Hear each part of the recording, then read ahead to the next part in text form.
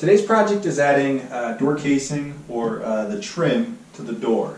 And so the first step is to measure, and what I like to do is measure to about the halfway point on the door jamb.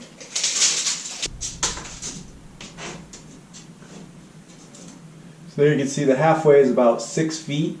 So that's going to be, the 45 cut is going to be right at 72 inches or 6 feet.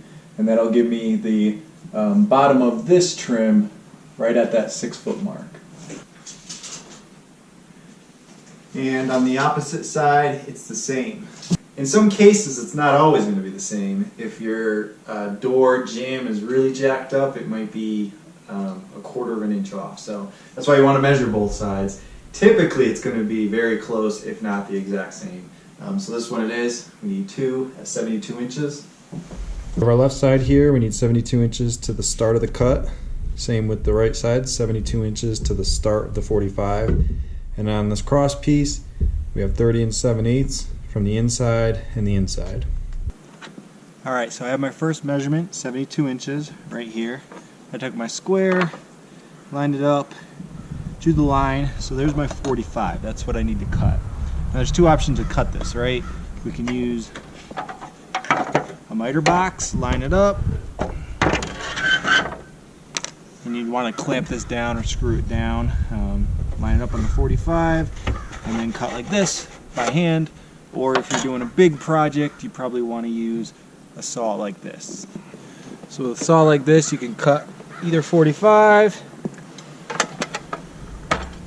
and then it's got a sliding component, so it makes just cutting a lot quicker and a lot smoother when you're doing a lot of work. Again, if you're just doing trim for one room, the miter box is going to do a great job. But either way, no matter which tool you choose, check out the link in my bio for my Amazon storefront, and you can see the exact tools that we're using today in this video.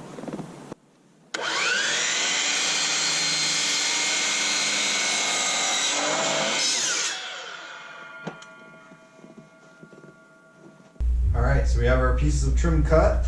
There's a top piece, the 2 side pieces, now we're ready to install them.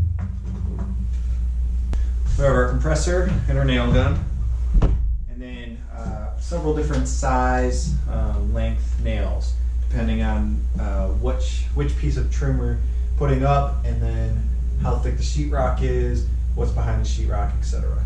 So as always, you want safety glasses when you're going to be using a nail gun.